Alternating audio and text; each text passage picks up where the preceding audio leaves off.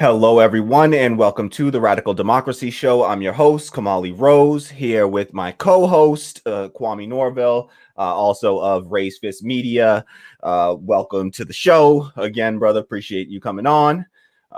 And so, yeah, we got a few stories to get to today. It's going to be a shorter show than usual, is what we expect. We're going to try to get this all done in an hour if we can, actually. Kwame might have to take off at some point. If he has to go, he'll just dip out, and we'll thank him for his time and all of his love and happiness. All right, so let's get right to it. To anyone who is just joining us, please immediately do us a favor, hit the like button down below, subscribe to the channel if you're not already subscribed, and share this out on social media wherever you can, because YouTube, as you'll see tonight, as you watch this, you will not see thousands of people watching this stream live, and that is because YouTube does its darndest to suppress independent media. So we need your help to promote the show and get this thing shared out so that people know that we exist. So please hit that share button and post this wherever you feel comfortable doing so. And just a shout out and a thank you to all of our Patreon supporters, our coffee supporters. Thank you for all of what you do to keep the show going. And if you would like to become one of those supporters, you can sign up for as low as $1 a month, or you can even do a one-time donation on coffee. Links are in the description box below. So please, if you like what you see here, do us a favor. We definitely need the support and help us fund this thing. All right, so stories today. That first story that we're going to get to today is this. Nina Turner made an appearance on Rising on the Hill. It's the Hill TV, and this is we have talked about Nina Turner yesterday. Actually, we're going to be releasing the clip on that, but if you watch our full episode from yesterday, you'll see that we discussed this, and actually it feels like Nina Turner might have been listening to our conversation, because this feels like a direct response to a lot of what we were saying. And so, you know what, I'm going to play the clip, and that way we can hear what she has to say. First, just to set this up, I'm not going to play the part where they talk about the actual, or initial reason why they had her on the show, which was that she had recently announced that her campaign had raised for $1.5 million.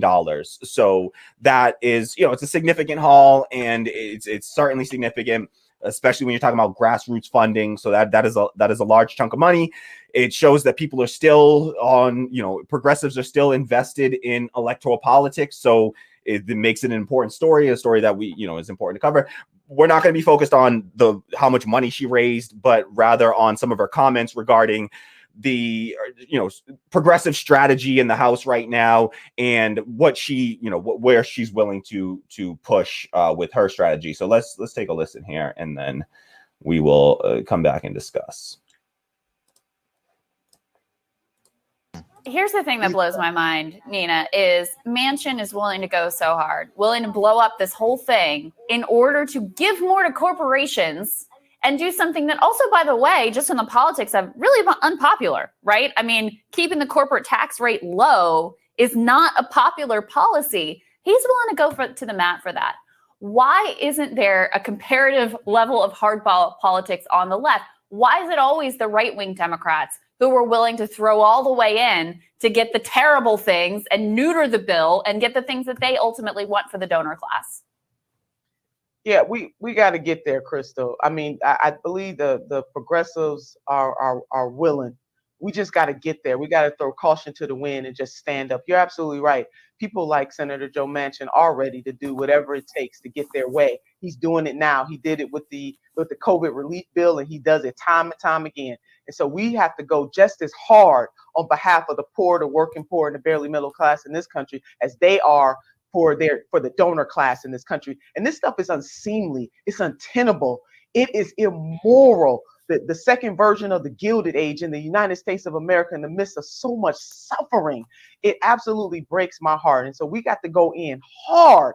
And we also have to get out among the American people, Crystal and Sagar, and even if it's virtually, and call these people out, call them out by name, and let the American people know who's standing in the way of changing their material conditions.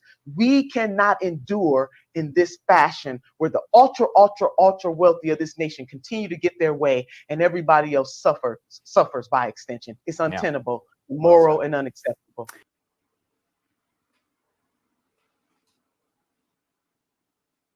Yeah. Audio. Sorry, y'all. Let's do that again.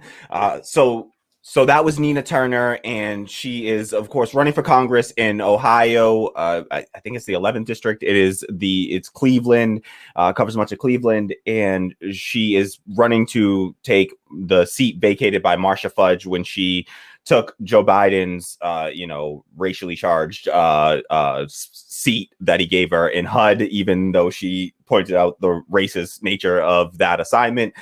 She did accept and has been nominated and confirmed now, so that seat is open. Dates have been scheduled in this primary, and now the real question becomes, for a lot of progressive mind, on a lot of leftist mind, really at this stage, is,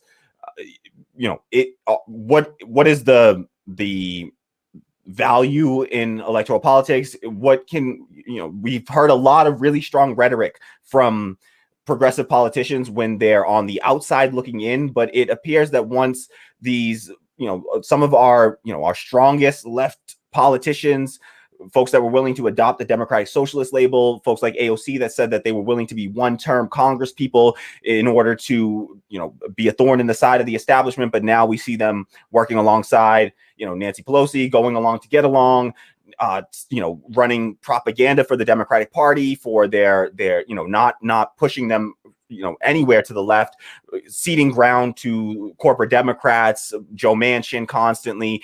So I thought that what Nina Turner said here, she's saying all the right things. And I would even argue that this rhetoric is stronger than the rhetoric that we saw out of, say, AOC.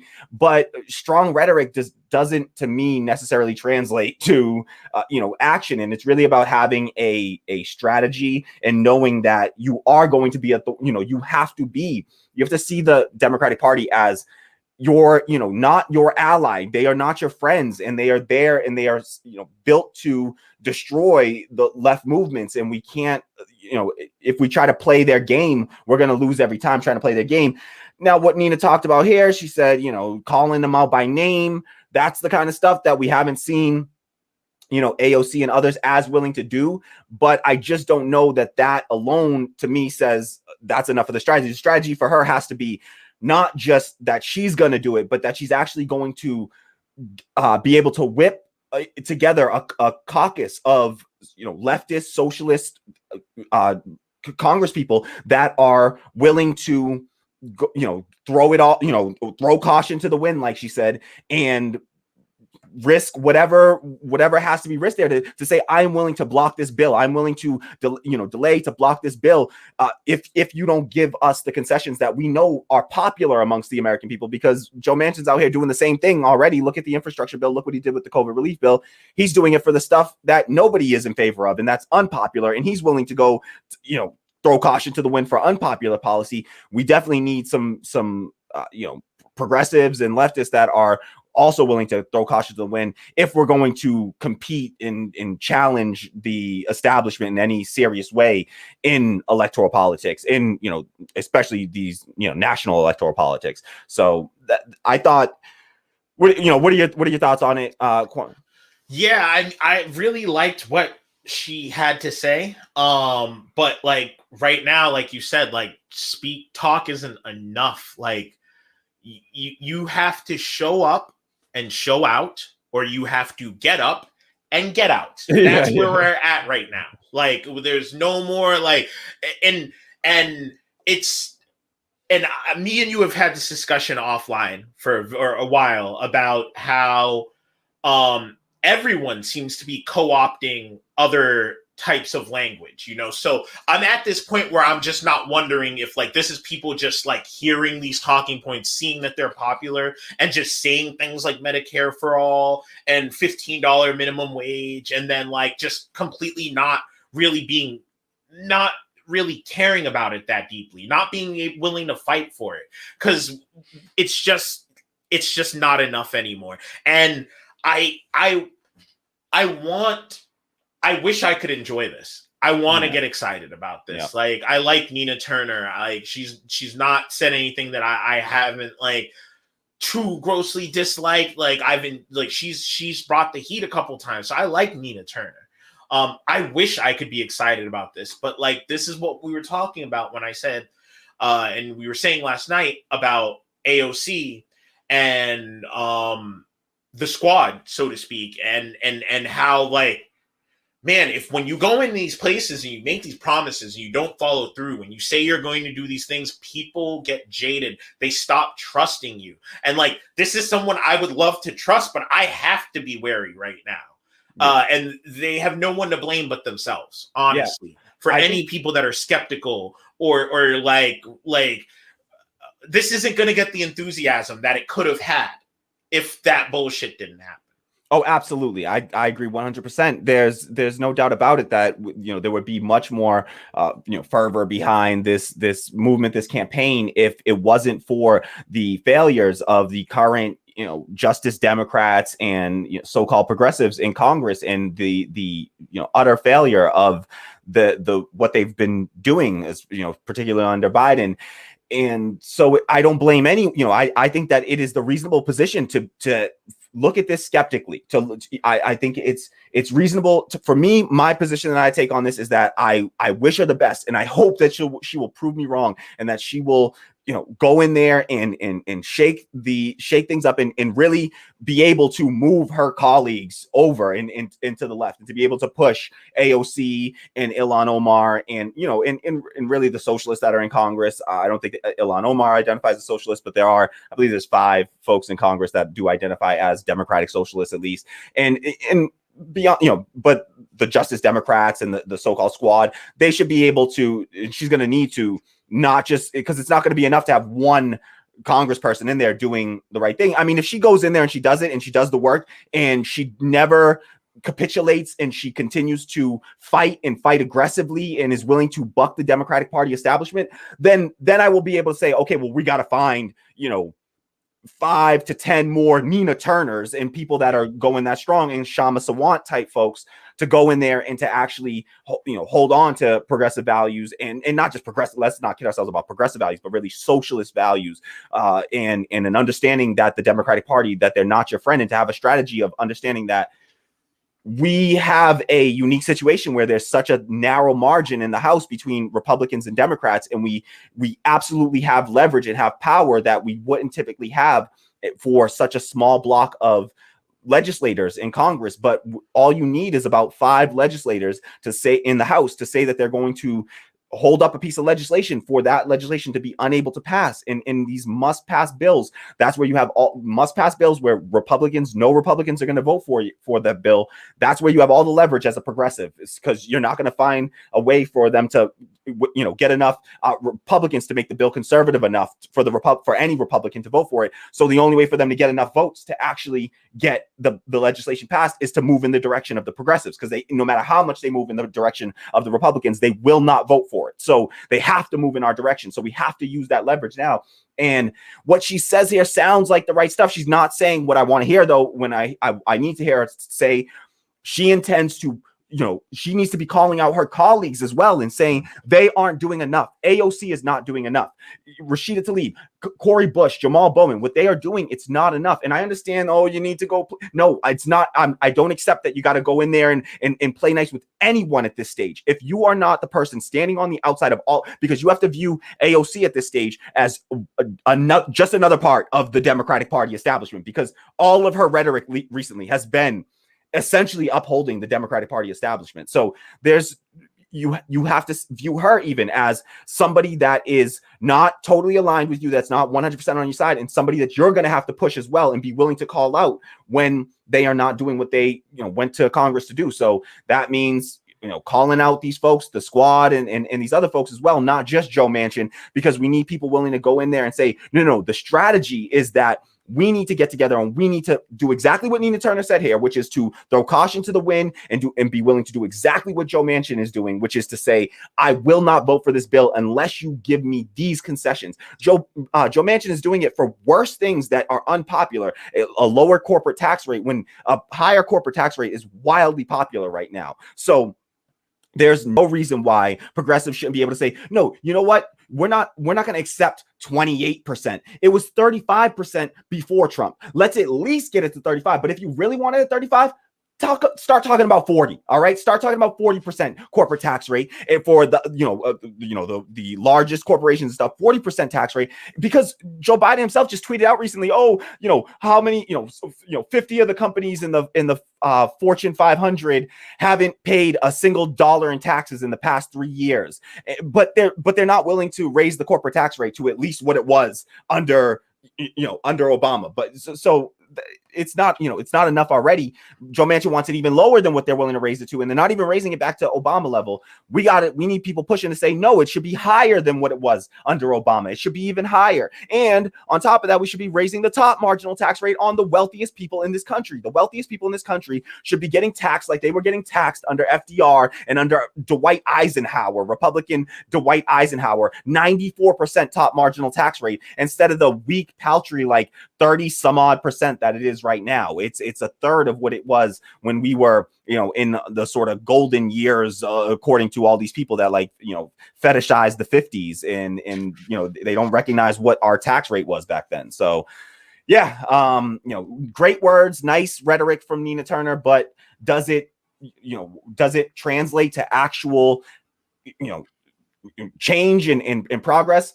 Personally, I don't have that. I'm skeptical. I'm hopeful, but skeptical. And I can't encourage people to donate their money or the time to this the way that I used to, because like Kwame said earlier, what AOC and the squad and the Justice Democrats have done is to really make people very cynical about the progressive movement because of their lack of, their ineffectiveness and their lack of strategy and ability to actually win on the issues they claim to care about. $15 minimum wage, Medicare for all, a Green New Deal. Like, we are getting nothing close to that. And we were told by these people that these are existential, circumstances, that we are facing existential crises. And these are crucial to human survival. And that we're not seeing a sense of urgency out of them. So I'm rooting for Nina Turner in the back of my mind, as I said last night, but I can't sit out here and funnel people's time and attention into these matters where I just don't know that there's really going to be anything that comes to fruition from this, national electoral strategy, to be honest. So, all right. So, any last thoughts, Kwame, before we, okay. No, I think that sums it up. All right. I just hurt the hell out of myself. I got to do. Hold on real quick. I'll just address, Mr. Gerardo says progressive equals communism. I wish, Mr. Gerardo. No, progressive does not equal communism. It would be a dream of mine if it did. Sadly, no, it doesn't. Okay, progressivism is a empty word that means absolutely nothing. Look at the Congressional Progressive Caucus and tell me if any of those people are communists. All right, they're capitalists to their core. You don't understand what communism is, what socialism is, what capitalism is. If you will look at the Congressional Progressive Caucus and tell me that those people are socialists or are communist even, AOC isn't even, she's even still capitalist at her core, really. If we're being all the way honest, she's still, everything that she's done, she hasn't proposed one policy that is anti-capitalist, not a single one. All right. So you can't tell me that, where capitalism is employer-employee, dynamic. Socialism would be worker ownership, and workplace democracy, workers owning the means of production. There is nothing about AOC, no bill that she has tried to pass that has actually been, even socialist, much less communist. So, nice try, Mr. Gerardo, but no, not quite. And Nina W agrees, and I agree with you, Nina W. Progressives does not equal communism. That's a ridiculous statement to make. That's just absurdity. All right, so we'll keep trucking along to our next story here. All right, for our next story, this was just something kind of wild that I just didn't know that this was even law. Like, it's crazy that these things can just fly under the radar. And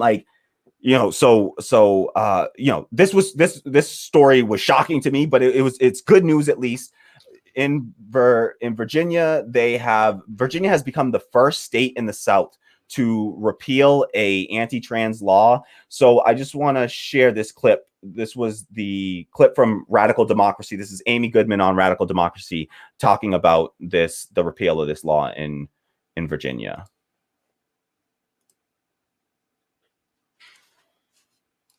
Meanwhile, Virginia has become the first state in the South to ban individuals charged with killing LGBTQ people from using so-called gay and trans panic as a defense for lesser charges or a reduced sentence. The legal defense has allowed individuals accused of murder or manslaughter to argue that the victim's gender identity or sexual orientation was what provoked them to commit the crime. The legislation was introduced by Virginia House Delegate Danica Roem, who became the first transgender lawmaker elected to a state legislature. All right. So, I thought that was, that there's a law in the books. This, what was the name? I'm sorry. What's the name of that provision? It's the gay panic. The gay panic, the gay panic defense, and this exists apparently in every state in the South. They're the first, this is a law that was on the books everywhere, and then Virginia becomes the first state in the South. This initiative was led by a trans woman who was, I believe, the first trans woman elected to a state legislature, Danica Roem, and so it was. This is a great step forward for Virginia for sure, and I'm happy that it's such a wildly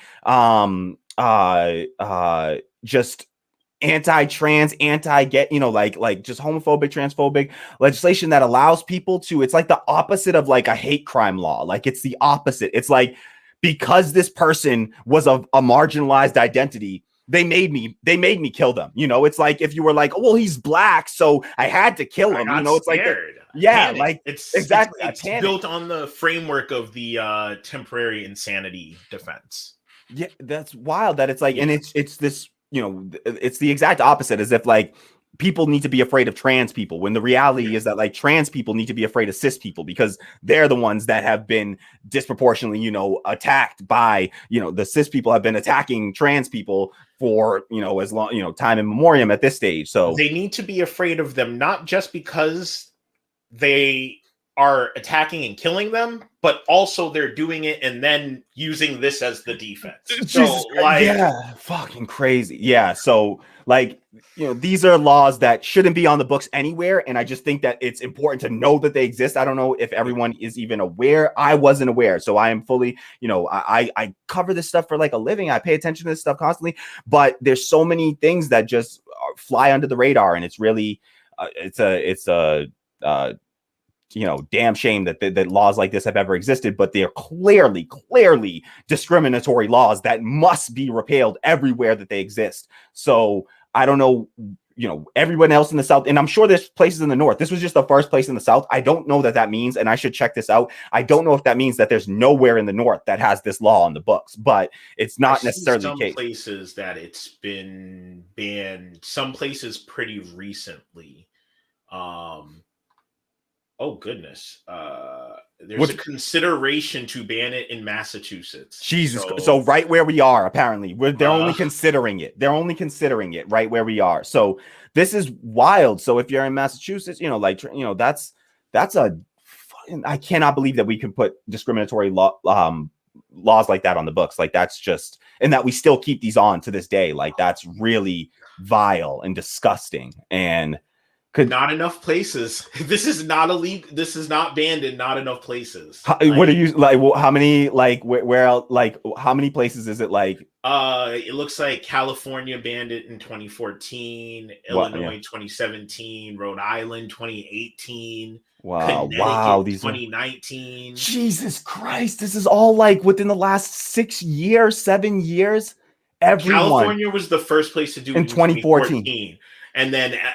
Everybody else has been doing it in 2019, and a ton of places are considering it as of 2021. Wow. So it's still on the books in Massachusetts. That's unacceptable. You know, like that's unacceptable.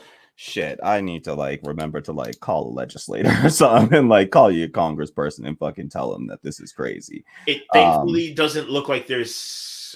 Wait, well, maybe no. There's some states on here that. Yeah, call your legislators. I see 50 states here, so it looks like there's some places that aren't even considering it. Yeah, wow, that's wild. Yeah, so you know, there's plenty of places in the South that are these. You know, again, no state in the South has banned it yet, besides Virginia. So they're the first. Hopefully, more will follow because this is just common sense law. To you know, just common sense. How can you say that? How can you blame the victim? It's just a total. It's your fault because of your identity. It caused me to need to harm you. Like, that's absurd. Totally absurd. Disgusting. Should not exist anywhere. Will this apply? Can you use this same logic when it comes to, like, I don't know, like conservatives? Like, I was afraid MAGA people say racist stuff sometimes. I seen him coming out with the MAGA hat, you know, do we need to bring that up for them to see like why maybe this defense isn't a great idea? Yeah, like, yeah, absolutely. That's terrible. It's terrible stuff. This is awful. So, all right, I just like definitely, you know, call your legislator wherever you are and, you know, make the state, just tell them, you know, this is unacceptable. You can find, what's the site? Who's my rep? If you Google just like who's my rep, there's a website that will tell you who your representatives are. You know, contact them and tell them this is completely, utterly unacceptable, and they need to, ban this defense from the books. This gay panic defense is absolutely discriminatory. Okay.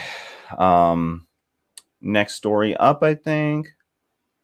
And just thank you to Catherine Anna McCloskey Ross, who says Ilhan Omar self-identifies as a democratic socialist, but she is not a member of DSA. Thank you for that clarification. That's an important clarification. So that's what I was trying to think of. That when I was saying 5 members that are democratic socialists, what it actually is 5 members who are in the DSA, and there are some other members who at least self-identify as democratic socialists, but.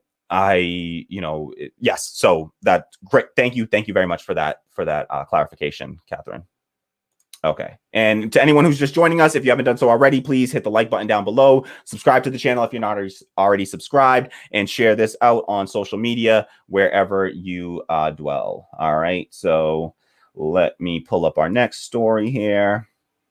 And this is just going to be another clip from Democracy Now! And I'll just play the clip out and then we'll talk about this.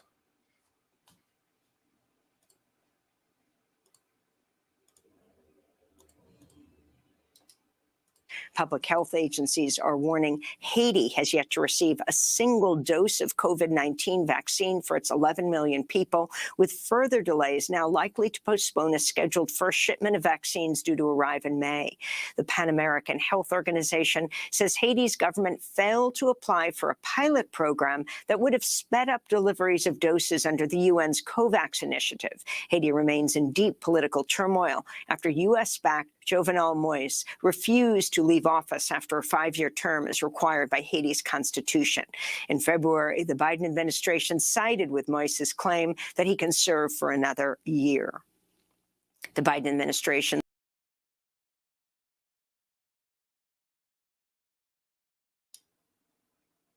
Mike, sorry. So that was Amy Goodman on Democracy Now! Just talking about a few, important things that she noted there. Haiti hasn't received a single dose of the COVID vaccine. They have 11 million residents there. They haven't received a single dose. And we often talk about the racism, inequity within the healthcare system and within healthcare in general, within under COVID and within the pandemic, and with relating to the vaccination as well. And so this is what I really want to highlight. There's been a couple of things really, and it's all due to it's really due to capitalism and the capitalist nature of what we've been doing under this pandemic. and with these vaccines in particular, but it's allowed there to be not just inequality within our country, but there's also this global inequality of the vaccine where poor Black and brown countries primarily in the global South, so within South America, Africa, these countries are struggling to get any type of vaccine, and it's by and large due to the fact that the companies have maintain patents on these vaccines. And the sick thing is with vaccination, like, I don't know how we can in a just society allow for a patent on a vaccine. A vaccine is something where, and this is for a vaccine for something that is causing a pandemic. All right. That means everywhere in the world is affected by this thing. And the only way that we're really going to stop it is to make sure that everyone gets vaccinated. And what they're doing is there are companies, there are folks that can manufacture these vaccines all over the world. But the companies, Pfizer, Moderna, Johnson & Johnson, they all have patents on their vaccines, and they refuse to let other companies. One of them let another company, produce some of their vaccine here in the United States, but we're not sharing those vaccines with other countries, even when we're in situations where the vaccine's not being able to be fully used to, utilize, because we just don't have the distribution network for it. And we're still just letting that vaccine sit there and go to nobody when we could be allowing that to, to share with people all over the world, or just let them have the what do you want? The formula, let them have the recipe, for the vaccine, and allow these other companies to manufacture and distribute it. What the hell are we holding that up so that some companies can make a little bit more profit? Mind you, these companies that make these vaccines, they got this vaccine by and large from public research. All right. So research that was publicly funded. And then under Donald Trump, we gave all these companies billions of dollars in subsidies to go into, to take on all the risk of the research and the development costs. So the American people, as the taxpayers, we took on all the risk, and somehow these private companies stand to profit to the tune of billions of dollars for a vaccine that is crucial to, public health. So, and the thing is, like, we're only as safe as our least vaccinated, population. So we need everybody pretty much to have the vaccine. We need to get it to as many people as possible, as quickly as possible, not just in order to stop this, dystopian, hellscape that we live under right now, but also so that it doesn't continue on longer because of all the mutations. And the more you let a virus sit out there in the general population, the more chances it has, the more opportunities it has to mutate. And every time it mutates, we risk having a more contagious, more deadly version of the virus that these vaccines are ineffective against. So the reality is that there's a likelihood that we're going to require yearly booster shots for COVID vaccine, similar to what you do for a flu shot, really, because of all the different variants that are going to pop up, where we could have stopped it early if we had taken the proper measures and stopped it early and prevented the spread. It wouldn't have had the opportunity to mutate as much within humans. And so viruses learn and they adapt and they get smarter, and their goal is to spread, and they want to spread as effectively as they can. So this is just a bit of the, it's sort of like COVID colonization, it's just like a further like form of imperialism. And it's not just like within the US, it's by and large racist, and, it's definitely xenophobic. It's racist as well. And and Haiti's like a shining example of that. Do Black lives still matter? Because I don't hear enough about things like this, and it's real discouraging. Between this, the amount of Haitian people being deported recently. Such a great point. Yeah, such a great point. Do Black lives still matter? Do all Black lives still matter? Like, are we only focusing on like select few, or like our Haitian brothers and sisters not included anymore in that? Because we should be outraged about this. We should be outraged about this like we are any other time. This is another form of injustice that we should be mad at.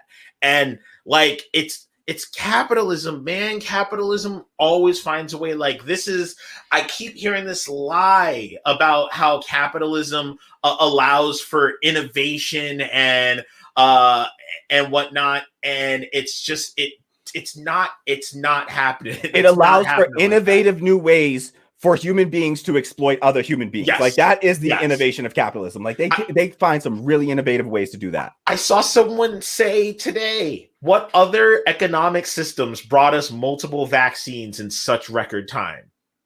Look at that. Look at how it's talking about our government specifically. You're talking about like our government and capitalism, and it's like, there were other countries that have vaccines, that, right? Exactly, and not to mention that, like, the way that other non-capitalist countries handled, the vaccine, handled the virus so much better. Look at Vietnam and how Vietnam, handled, communist Vietnam handled the virus. They had one of the lowest death rates in the entire world. All right. And it's because of, and that's under, communism. So the idea that it's capitalism that saved us. Capitalism just killed over 500,000 Americans in a single year. But, every time they talk about bread lines under, socialism and communism, they never talk about the deaths from war and, from our carceral state and mass incarceration and, the infant mortality rate and the deaths for people that die every single year due to lack of health insurance. Texas. We saw the bread line like in real time. Yep. People fighting and trying to take raw food out of a trash can. Yep. Out of a dumpster and being harassed by the police over it because capitalism. I was trying to look it up on the side here. I can't remember which vaccine it was, but there was someone who said that it was a younger gentleman who invented the vaccine and said that he didn't believe in patenting it. But because he didn't patent it, he left like millions and millions, potentially billions of dollars on the table. And he was like, I'm fine with that because it didn't feel right because this was a health crisis. Yeah. And it's just like, he had to turn that away because if not, like, look at what would happen. Like, we'll just think of insulin. Look at insulin. Like this is what happens because of capitalism. Yep. And people die.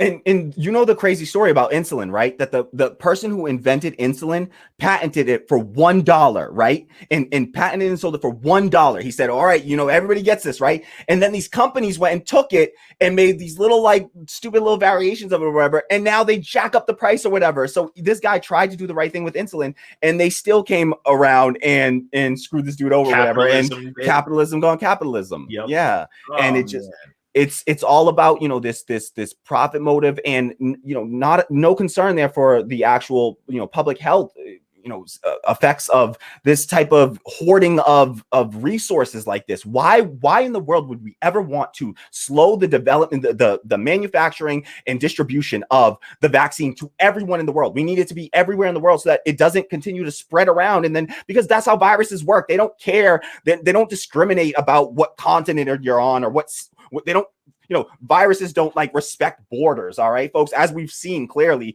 from this pandemic. So we got to be smarter about the way, and we should be, we can't be like American exceptionalists where we only focus on American issues and not recognize that, there's a whole lot of inequality and inequity globally, and that there's, the relative to other countries, the U.S. often, right here, we have democratic, say in our government, supposedly, we have the power to influence this somehow. We got to at least call it out and call our own government out when it's doing, BS, because this is, let's be real, like Biden, pressured, I think it was Pfizer to allow Merck, I believe, to develop vaccines for it. So why aren't we pressuring these companies, these American companies? And let's get real.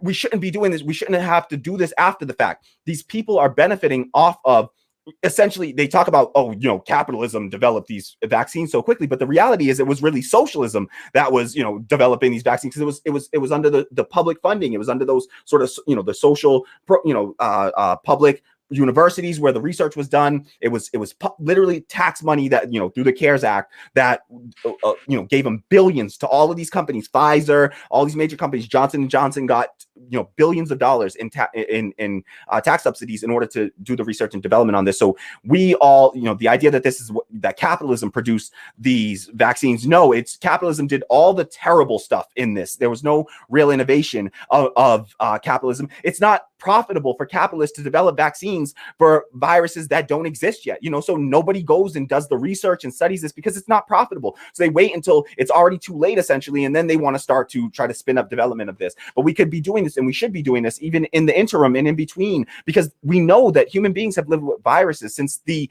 beginning of human beings. So we know that these things exist alongside of us. There's millions of other viruses waiting to jump to humans and do the same thing all over again. What are we going to do to prevent the next pandemic and the one after that? And I'll tell you, it's not going to be capitalism and in private profit making, because there's no incentive under a private capitalism for us to develop these crucial public health resources. So all right, so I think and if you have any last thoughts, Kwame, by all. Oh, and just one other thought is to point out that she Amy Goodman mentioned in that clip at the end of it, is to just point out that Joe Biden, for all the shit that we talked in this country, especially liberals, talked about, Russia is attacking our democracy, right? Russia's attacking our democracy. They're interfering in our democracy, right? So they were so concerned about Russia interfering in our democracy, which, listen, you should be concerned about any foreign entity interfering in any, democracy anywhere. For sure, we should be concerned about that. But the look at the lack of any kind of outrage or response from anyone when you just hear this. I mean, this goes completely unnoticed that Joe Biden has, in the Biden administration, sided with the dictator in Haiti right now, Jovenel Moise, who is refusing to leave his seat after his term has expired. This is like Donald Trump. Imagine if Donald Trump, imagine if Donald Trump refused to leave on January 20th. All right. Imagine if Donald Trump refused to leave and said, I'm taking the seat. And then Russia or, all these other countries came in and said, you know what?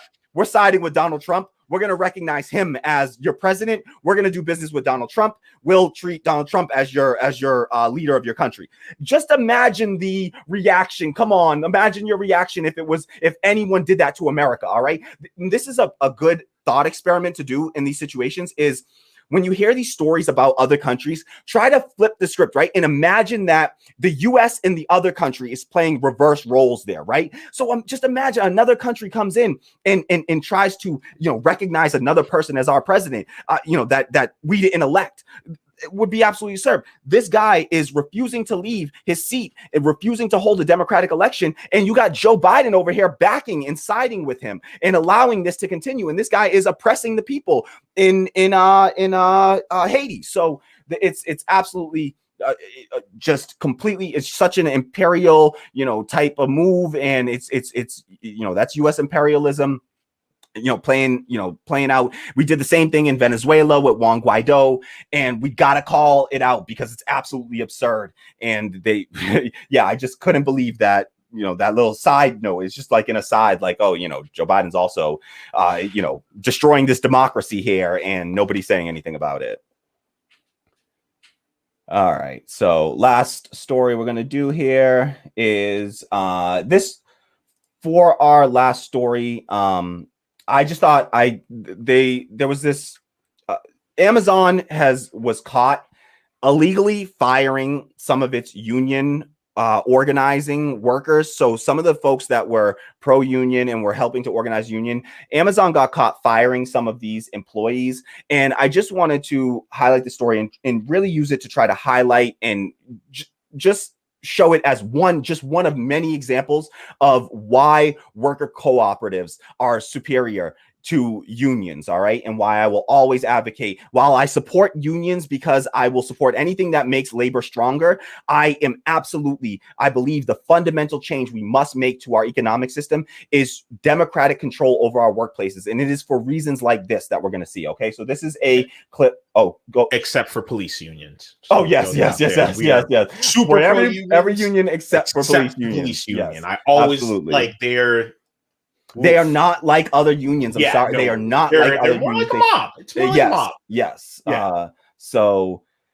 Absolutely agree with that. All right. So, and I see a couple of folks in the comments talking about the worker cooperatives versus unions, and I promise we're going to get to those comments right after this. Okay.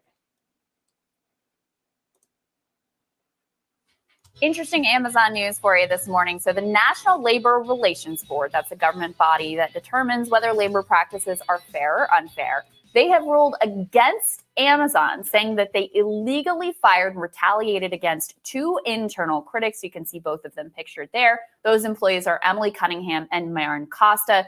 They had, this according to the New York Times, publicly pushed the company to reduce its impact on climate change and also to address concerns about its warehouse workers. So the NLRB is encouraging Amazon to come to a settlement with these 2 women. There's another activist that they found who led a walkout at the Queens fulfillment center, and that's their jargon, warehouse, the Queens warehouse, saying that they illegally intimidated him and had this aggressive negotiation with someone who had identified himself as former law enforcement. What does this ultimately mean? Well, unfortunately, not a whole lot. NLRB doesn't have a whole lot of teeth. That's one thing that would be changed somewhat if the PRO Act were actually passed. The 2 women who are involved here describe this as a moral victory, which I think is about as far as you could take it.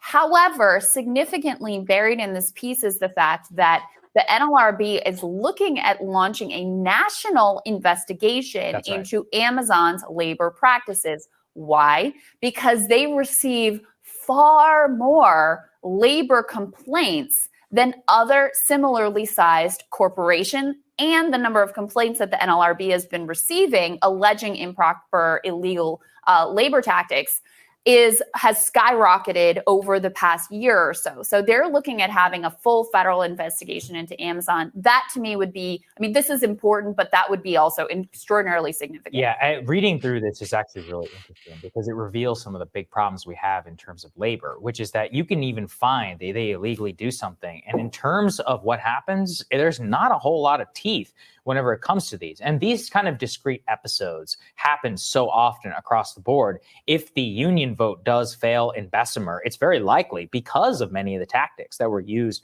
by Amazon 100%. against them. And then you can see the way they are going to tout that politically is really crazy. I've been reading and trying to keep up with some of the discourse in Silicon. Okay, so I think what Sagar hit on there at the end really, says a lot about it. But this is just one of many examples of how, of the struggles that unions face, right? And the situation is that you have an employer here, right? And the inherent in the capitalist relationship, this dynamic of employer-employee, is all of these inherent contradictions within that system, right? There are, the employer wants to extract as much from the employer wants to extract as much labor for as low of a cost as possible from all of the employees. The employees want to extract as much of their of the profits of what they produce from the employer in the form of higher wages, better benefits, more time off, things like that, right? So they are constantly trying to better, safer working conditions, right? That might cost the employer to provide safer work conditions, things like providing protective equipment during a pandemic, stuff like that. So you constantly have this you constantly have this fight, this tension created in this system, right? I'll give you one other contradiction under capitalism, right?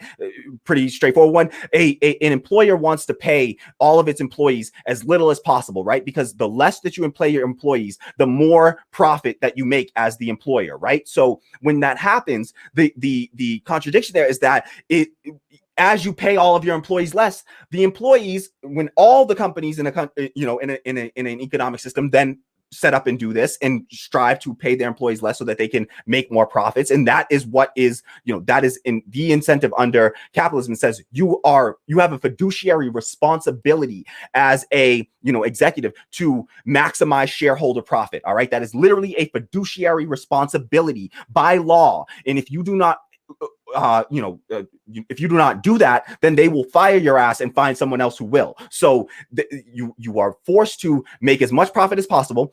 in order to do so, you have to pay your employees as little as possible. Once you pay all the employees as little as possible, people don't have enough money to buy the shit that you make anymore, because now when all the companies start to do that, nobody has the money to buy the goods. So then the companies, their sales go down, they do poorly, so it's capitalism constantly like this snake eating its tail, and it's because of all of these inherent contradictions and tensions within that system of the employer employee. And this is just with unions, you have it playing out on just such a larger scale, where you're setting up this system where, okay, now we know you're going to be incentivized to try to take as much from us. We're going to try to take as much from you. And we're going to constantly have this fight. And the way that it plays out, we know how it's played out historically.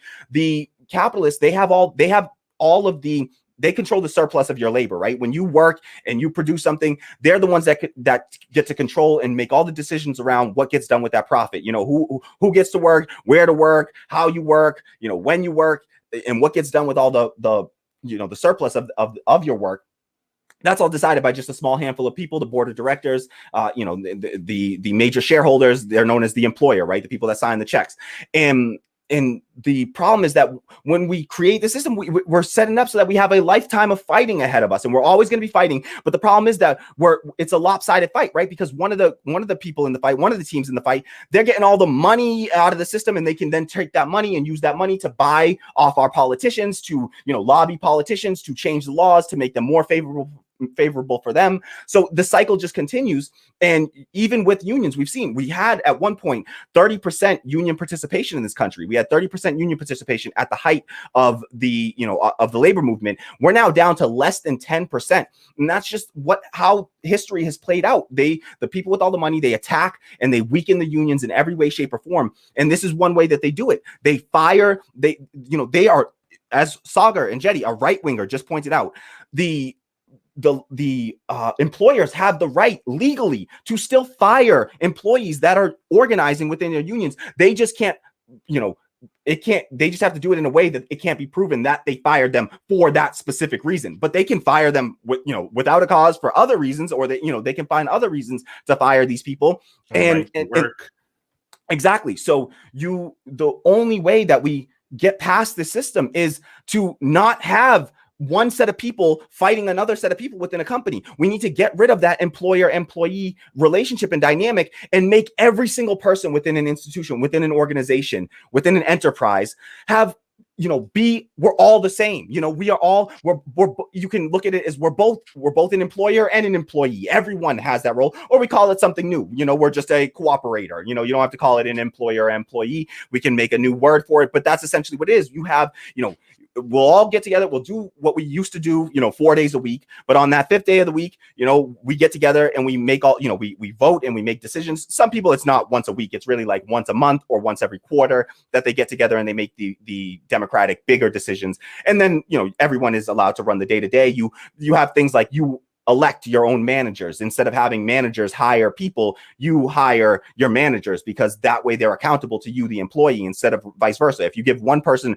all the power of hiring and firing, then they end up with this disproportionate power that they can then use to exploit people in really, dangerous and violent ways, even like sexual harassment, sexual assault. We've seen, the Me Too movement that rose up. That's largely because we gave a bunch of men this power over women and this economic power over women, and other people, and other men, and they abuse that. And it's not just men that abuse that power; women have abused that power as well, for sure. So it's not like it's just unique to men. It's just that they're the ones that, through patriarchy, have been able to gain so much and to use that to their advantage. So, that's. I mean, I just wanted to use this and highlight this as one example of many of why unions, while a good, a positive thing and a decent thing, it doesn't take it far enough. It doesn't institute true democracy. And it allows for, within unions, you have the ability. I saw someone had mentioned that, let me see,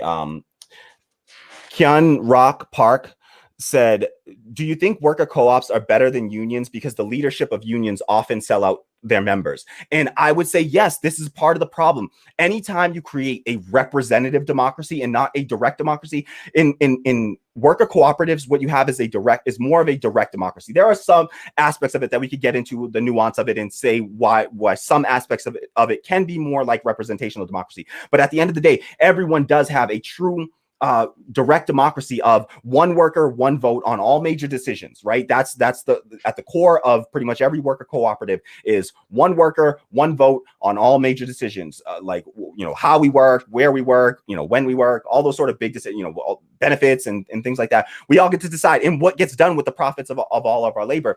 And when you do that, you don't run the risk of having some handful of people that are there that can be corrupted and can have their mind changed. Anytime you do representative democracy, you then make it so that, okay, now instead of them having to, a company or some institution having to please everyone, and do things that benefit everyone, they only have to do things that benefit this one person, the leadership of that organization, and then they can sort of corrupt them and have them, just like they do with politicians, essentially.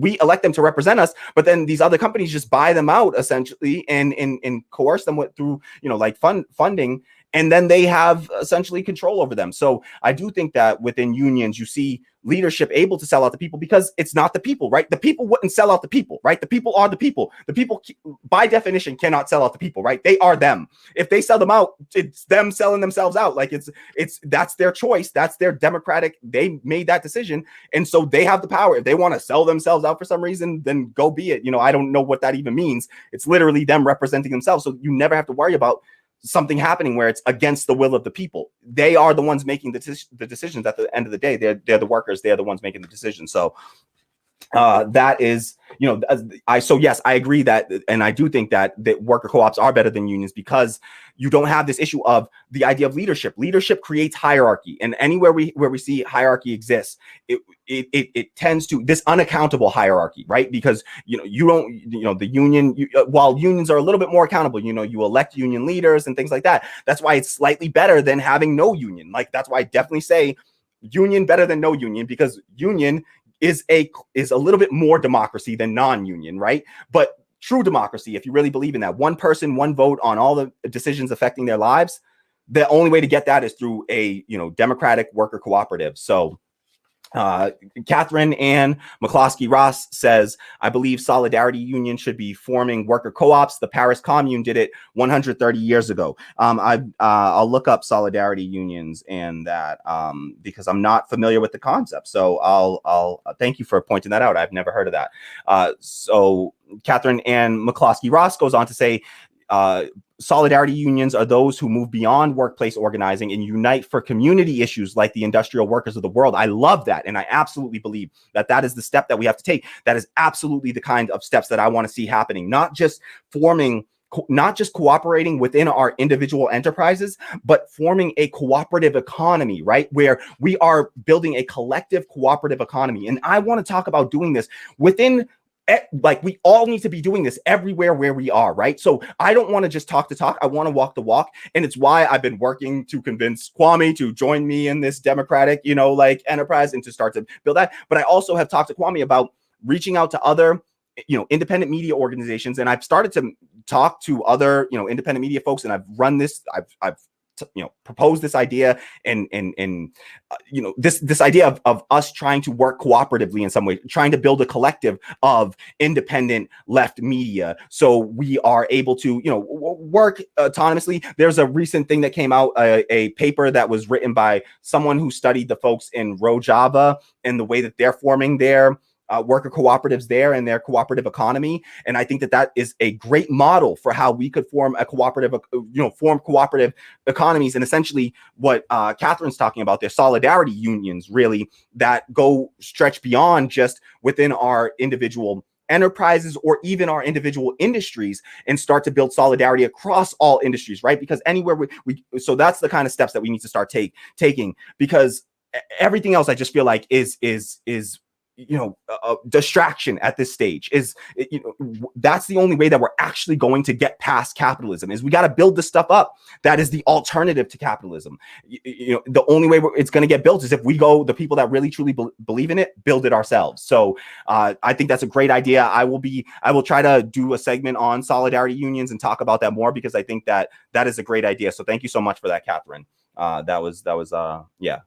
Really appreciate that. Okay.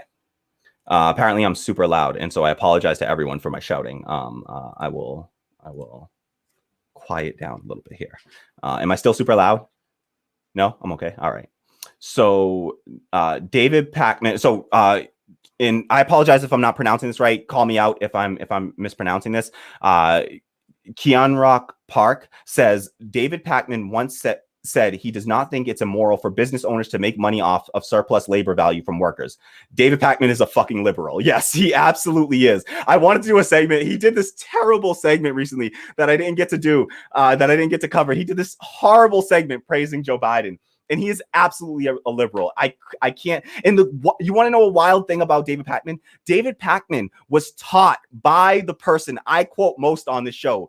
Richard Wolff was his professor. He learned directly from Richard Wolff. He got to sit in Richard Wolff's class, a Marxian economist. All right. And this fool still somehow left that classroom thinking that capitalism was cool and it's totally okay for some people to be able to exploit others, even though we've seen how it always ends up working out racist, misogynistically, xenophobically,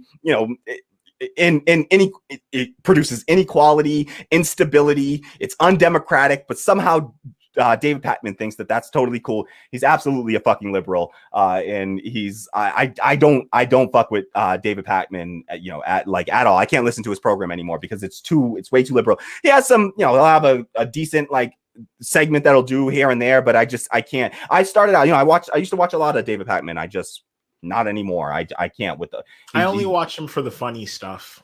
He covers some fluff pieces that are kind of hilarious. And I would love, if somebody can get I want to debate David Pacman on capitalism versus socialism. I've seen him debate multiple people. I'm not a great debater. Right? He's local, right? Yeah, he is. He's absolutely from Massachusetts. Yeah, I've seen him debate people on this, and I have not been satisfied with a single person that debated him on this because they just miss his.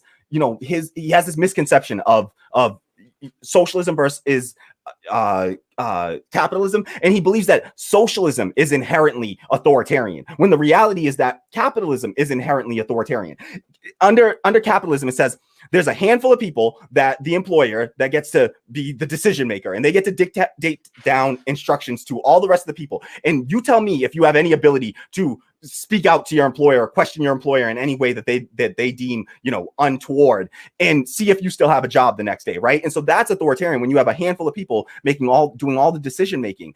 He's talking more about his idea of what he sees as big C communism, in the way that Soviet Russia played out, where you have a centralized planning, and he sees that as what we're talking about when we say socialism. But his own professor, you just can't tell me that your own damn professor was Richard Wolff. He's the guy that says that what socialism is work, democratizing the enterprise, workplace democracy. We simply want one worker, one vote on all major decisions. What they did under Big C communism was not worker ownership of the means of production. It was government ownership of the means of production, but it was a state capitalist government ownership over the means of production. So, all right. So yes, David Pacman, if anybody wants to, we need to get him, to agree to debate us on that, because I would love to. All right. Yeah, that's for sure. So Kwame's got to run, and so we got to let Kwame get out of here. Kwame, thank you for joining us today. Feel free to take off. I'll sign off, solo if you want. But thank you so much for joining us. Really appreciate you being on here. Where can people find you? What are you, any closing thoughts you want to share? Just I guess to leave with a little levity.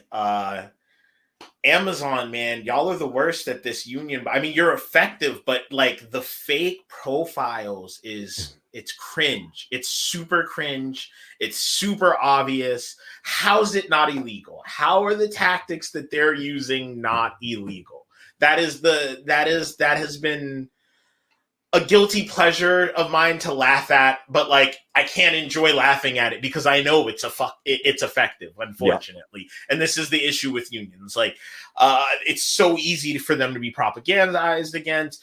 And then you have, as the commenter pointed out, you know, sometimes they sell out, and that just further breaks down people's faith in unions, which further weakens them. And it's this cycle that I feel like is leading to the decline of unions.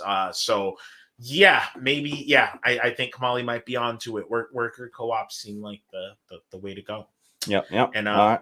That's what I'll leave y'all with. Thank you for having me. Appreciate it. Appreciate all of you.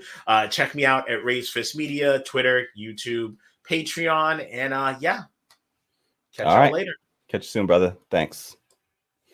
All right, so I'm gonna sign off soon. If we have any last comments, yep. I'll Marxist-Leninist shout out says, I support state socialism, but did you know that the country that came closest to a worker co-op economy was the former Yugoslavia? That's interesting. I mean, I did not know that. I'll look that up. I'll check that out and try to see. I know that there are other places around the world, though, right? There are other, you know, large areas. It's not whole countries, but we can point to some pretty large economies that are operating under worker cooperative economies, right? Like Mondragon in Spain, they are the 4th largest corporation. They're in the Basque region of Spain, and they essentially have an entire city of, you know, and it's all worker cooperatives, all democratically run worker cooperatives. There's also the Emilia-Romagna region of Italy that 1/3 of their GDP is produced by worker cooperatives, and that's because they have something called the Marcora law that allows them to, when they become unemployed, to get together with, you know, to gather 10 unemployed people. If you can gather 10 unemployed people that agree to develop a cooperative democratic workplace, then instead of getting your weekly unemployment check, they'll give you one lump sum up front for all of you to pool together to use as capital to build a democratic workplace, right? So there are examples of places that are doing this right now today. And there are worker cooperatives that exist in little places all throughout the United States as well. I mean, there's some that are like, you know, they're not democratic, but they are still worker cooperatives. Land O'Lakes is one that, you know, many people may be familiar with. They make like butter and dairy products. And so, you know, there are plenty of examples, but that is a cool you know, point, and I will definitely check that out. So thanks for pointing that out. Yes. So thanks, Marxist-Leninist. Marxist-Leninist says, have a good day, comrade. Right back at you, Marxist-Leninist. Have a good day yourself. All right. And so, yeah, so thank you so much to everyone for joining us today, for chatting. Really appreciate, we had some really great comments. Thank you to everyone who joined in, all the new folks. Really appreciate you being here with us and having these conversations and engaging on these topics with us. We really do appreciate that. We hope to continue to see some growth on this channel, and we always appreciate your support in doing that. Please hit the like button down below, subscribe to the channel, share this out on social media. You can also support us for as low as $1. All right, you can just drop $1 one time on coffee, or you can sign up and become a recurring donor, $1 a month, you know, or more, whatever you can afford. Don't feel stressed if you can't afford to do it. We totally understand. These are hard times for so many people, but you can support us. Links are in the description box below. Coffee.com/radical democracy. That's ko-fi.com/radical democracy. You can also find us on Patreon, patreon.com/radical democracy. Again, links to those are in the description box below. So just click those links before this video ends, and it will send you right over there, and you can drop us $1 or $2. We really deeply appreciate it. I will very, very quickly check and see if we have any new donations that we need to shout out right now. I don't think so. So I think we're good for now. All right. Well, thank you so much to all of our new subscribers, all of our new supporters. We really appreciate you. Shout out to Kelly for the new donation, and Janet, and I think Megan is another one. So thank you to all of you for your recent donations and becoming members of the show. We really appreciate you. So thank you to everyone, and we'll see you again soon. All right.